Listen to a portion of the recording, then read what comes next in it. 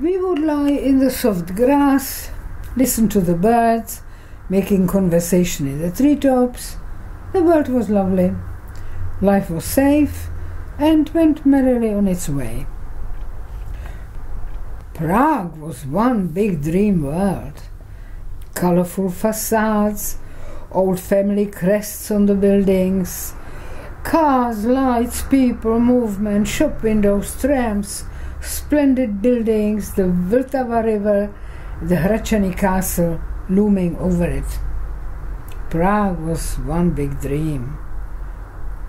A world of its own, quite different from the one we knew at home.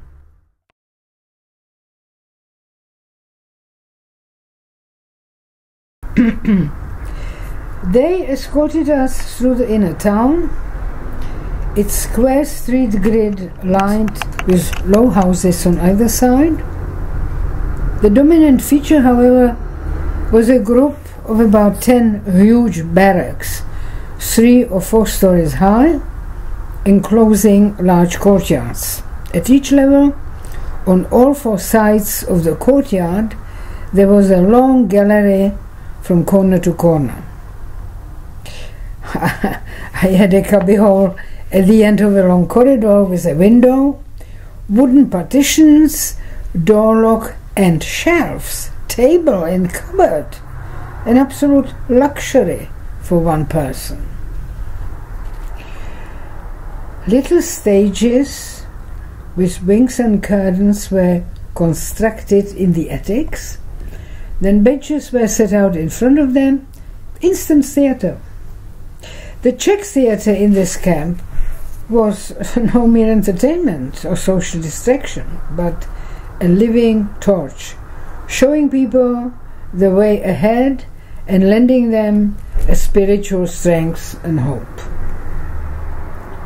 In the darkness of Terezín, our cabaret had been like a sparkler on a Christmas tree that lights up and dazzles for a brief moment and then suddenly goes out.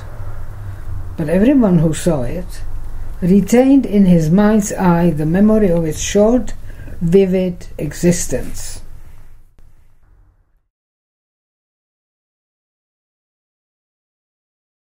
Only fear and uncertainty remained, a weird step into darkness with nothing before one's eyes. The trucks were bolted and sealed from the outside. There were no windows. The air was clammy and hard to breathe. Those who could squeezed onto the wooden benches, the rest squatted on the floor.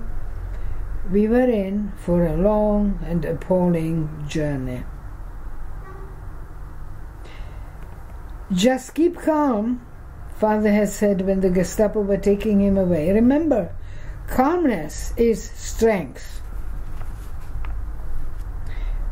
Until then, I had felt like a spectator rather than a victim, as if I were watching from outside, detached, while devilish things went on all around me.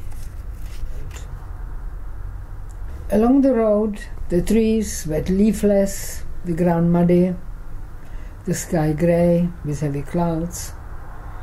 A sharp breeze blew up. It started to drizzle. We were soon shivering with cold.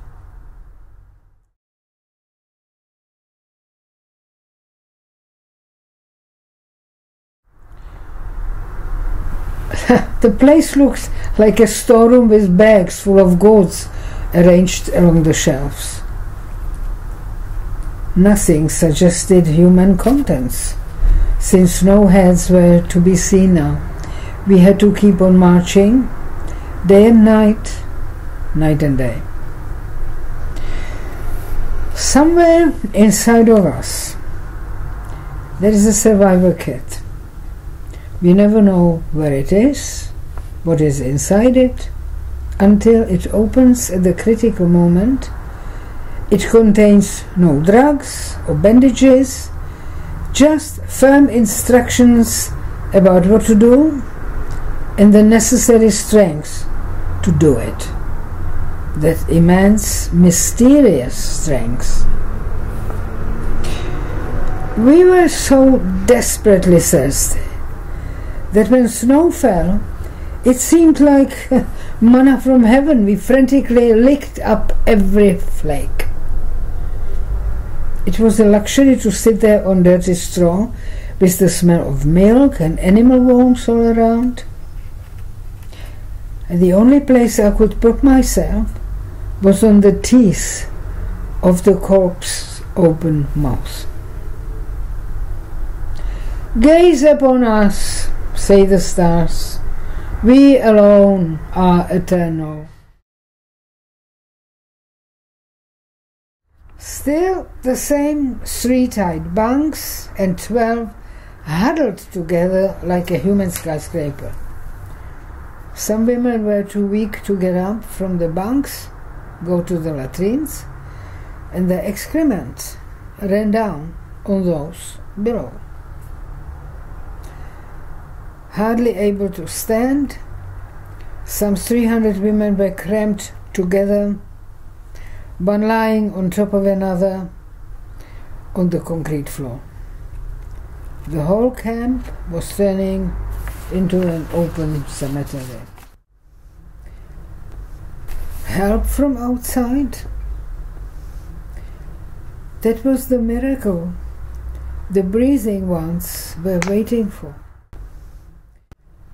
The very last ember of hope still glimmering in our hearts.